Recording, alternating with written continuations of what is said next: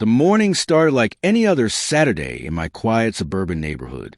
I was in my kitchen, pouring my second cup of coffee, when I heard the sirens. Living 2 blocks from the fire station, emergency vehicles weren't uncommon, but when the sound grew louder and then abruptly stopped, right in front of my house, my stomach dropped. I rushed to the front window and pulled back the curtain. A fire truck, an ambulance, and 2 police cruisers sat in my driveway, their lights painting my beige house in alternating shades of red and blue. My heart hammered against my ribcage as I watched 6 uniformed responders exit their vehicles with purposeful strides. What the hell? I muttered, setting my coffee down so hard it sloshed onto the counter. Before I could even process what was happening, there was a thunderous knock on my front door, the kind of knock that makes you think your door might not survive the encounter. I yanked it open to find a stern-faced police officer, a concerned-looking paramedic, and behind him, a fire captain with a clipboard. "Are you the homeowner?" the officer asked, his hand resting casually on his belt. "Yes, I'm Marcus Reynolds. What's going on? Is there a fire?" "We received a 911 call about a public hazard on this property," the fire captain said, consulting his clipboard. "Caller reported an unsafe structure in the backyard that poses an immediate danger to the community." My mind raced through possibilities. Unsafe structure? My backyard? Then it hit me like a freight train, and I actually laughed, a short, incredulous bark of disbelief. "Let me guess," I said, pinching the bridge of my nose. The caller was a woman, late 50s, probably said something about children being in danger. The officer's eyebrow raised slightly. "You know who called?" "Oh, I know exactly who called. It's my neighbor, Patricia Holloway. Please come around back. I'll show you this so-called hazard." I led the small parade of first responders through my side gate and into my backyard. The morning sun illuminated my pride and joy, a beautiful custom-built pergola I'd spent 3 weekends constructing. It stood over my patio, draped with flowering vines, complete with comfortable outdoor furniture underneath and string lights woven to the wooden slats above. "This?" the fire captain said, his stern expression cracking into something resembling amusement. "This is the hazard?" "Apparently so," I replied. The paramedic actually chuckled. "Sir, this is nicer than most restaurant patios." "I know," I said, unable to keep the frustration from my voice, because 3 months ago, Patricia had full access to it. "Excuse me," the officer said, pulling out a notepad now. I sighed and gestured to one of the patio chairs. "Do you guys have a few minutes? Because this story goes back a ways." The fire captain checked his watch and shrugged. "Well, we're already here." I sat down, and they followed suit, a surreal scene of emergency responders settling into my outdoor furniture, like we were about to have a book club meeting. When I moved in 2 years ago, Patricia seemed friendly enough. She's on the HOA board, treasurer, I think, about 6 months after I moved in. She asked if she could use my backyard for her daughter's graduation party. Her yard is small, mine's about half an acre. I said, sure, why not? Be a good neighbor, right? The officer nodded, scribbling notes. The party was fine, but then a month later, she asked to use it again for a family barbecue. Then her book club wanted to meet here. Then her garden club. Before I knew it, Patricia was treating my backyard like a public park. She'd come over unannounced with groups of people, sometimes without even knocking on my door first. I'd come home from work and find 8 women from her bridge club sitting in my yard. "Did you give her a key?" the paramedic asked. "No, that's the thing. She just walked through my side gate. I never locked it because, it's my private yard in a safe neighborhood. I didn't think I needed to." "So what changed?" the fire captain asked. 3 months ago, I came home early from work because I was sick. Food poisoning. I'm talking barely made it home in time sick. I stumbled into my house and immediately ran to the bathroom. I was in there for maybe 20 minutes, absolutely miserable, when I heard voices and music coming from my backyard. All 3 responders leaned forward slightly. I looked out my bathroom window, which overlooks the yard, and Patricia had brought her entire extended family over for what looked like a reunion. There were at least 30 people back there. They'd set up a bounce house in my yard. Kids everywhere, adults grilling on MY Grill. Someone had even brought a karaoke machine. "You're kidding," the officer said. I wish I was. So I threw on some clothes, went outside, and politely asked what was going on. Patricia looked at me like I was the crazy one. She said, and I quote, "Oh, Marcus, don't be such a grump. There's plenty of room for everyone." When I told her she couldn't just use my yard without asking, she got this look on her face, you know the look, and said I was being selfish and unneighborly. "What did you do?" the paramedic asked. I told everyone they needed to leave. Patricia threw a fit, said I was ruining her family reunion, that I'd always been fine with it before. I explained that letting her use my yard occasionally as a favor was not the same as her having unlimited access. She called me a few choice names, gathered her family, and they left. But not before her teenage son accidentally knocked over my bird bath. The fire captain shook his head. "Let me guess, it got worse." "Oh, it got so much worse," I continued. The next day, I got a letter from the HOA saying I was in violation of the community guidelines for having an unkempt yard. My yard is immaculate. I spend every Sunday on it. The letter was signed by Patricia.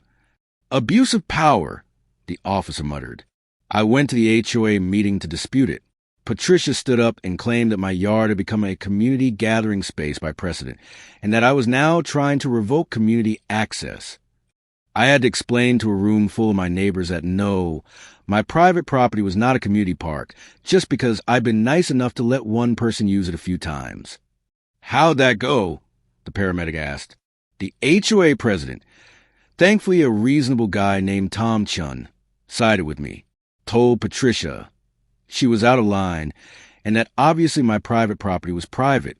Patricia stormed out of the meeting. "So you built this pergola after that?" the fire captain asked. "Exactly. I wanted to create a nicer space for myself. And honestly, I also installed a lock on my side gate. I was done with uninvited guests. The pergola took me 3 weekends to build. I got all the permits, everything by the book. It's been up for 6 weeks now." "Let me guess," the officer said. Patricia tried to get in and couldn't. "Bingo. Last week, I caught her trying to climb over my fence. My 6-foot privacy fence. She's 58 years old, standing on a stepladder, trying to climb into my yard. When I confronted her, she said she needed to inspect the new structure because as HOA treasurer, she had a responsibility to ensure all structures met guidelines. "Did meet guidelines?" the fire captain asked. "Every single one. I have the permits right inside. Want to see them?" He waved his hand. "I believe you. This is clearly a solid structure." So she called 911 because she's mad she can't use my backyard anymore, I said flatly. She's been escalating for weeks. She filed another HOA complaint saying the pergola was an eyesore. Denied. She said it violated setback requirements. It doesn't. She tried to say it blocked her view. It doesn't. And she doesn't have a view easement anyway. This 911 call is her latest attempt.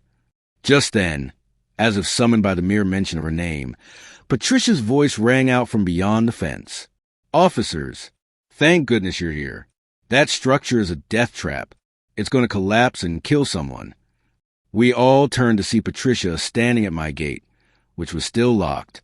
She was dressed in a pink velour tracksuit, her hair in curlers, clutching her phone like a weapon. The officer stood up. "Ma'am, are you the one who called 911? "Yes, I had to. He's created a public hazard, and the HOA won't do anything about it." The fire captain stood as well, his considerable height making him an imposing figure. "Ma'am, I need to inform you that filing a false emergency report is a crime. This structure is sound, properly permitted, and poses no hazard whatsoever." Patricia's face went through several shades of red. But it could fall. Those posts aren't deep enough. The wood could rot. Children could climb on it. "Ma'am," the officer said in a tone that suggested his patience was wearing thin, "this is private property. Even if there were a hazard, which there isn't, children shouldn't be in this yard without the owner's permission. But we've always used this yard. Patricia sputtered. It's been a community space. No, I said firmly, finding my voice. It's been MY space that I allowed you to use out of kindness. Kindness you took advantage of until I set a boundary. This is my property, Patricia. Mine. Not yours, not the community's. Mine. The paramedic, who'd been quiet for a while, spoke up. Ma'am, we're emergency responders. We save lives. You called us away from actual emergencies for this. Someone could have really needed us. Patricia's face crumpled, but I could see the rage still simmering underneath. This isn't over, she hissed. The HOA already ruled on this, the officer interrupted. And now you filed a false police report. I'm going to need to see your ID. The color drained from Patricia's face. What? No, I was just concerned about safety. You called 911 and reported an immediate public hazard. You brought emergency services here under false pretenses. That's a crime, ma'am. As the officer walked toward the gate to speak with Patricia, the fire captain turned to me and extended his hand. Sorry for the inconvenience, Mr. Reynolds. Beautiful pergola. By the way, you do the work yourself. Every bit of it, I said, shaking his hand. Shows. You should be proud. As they filed out of my yard, I could hear Patricia arguing with the officer at the gate, her voice getting increasingly shrill. The paramedic gave me a sympathetic smile and a small salute as he left. I sat back down in one of my patio chairs, my now cold coffee still sitting on the side table where I'd left it when this circus began. The morning sun filtered to the pergola slats, creating beautiful patterns of light and shadow on the ground. My backyard had never looked more peaceful. I heard the emergency vehicles start up and pull away, and then Tom Chin, the HOA president, appeared at my gate. Marcus, you okay? I saw all the trucks. I walked over and unlocked the gate to let him in. Patricia called 911 on my pergola. Tom closed his eyes and pinched the bridge of his nose. Of course she did.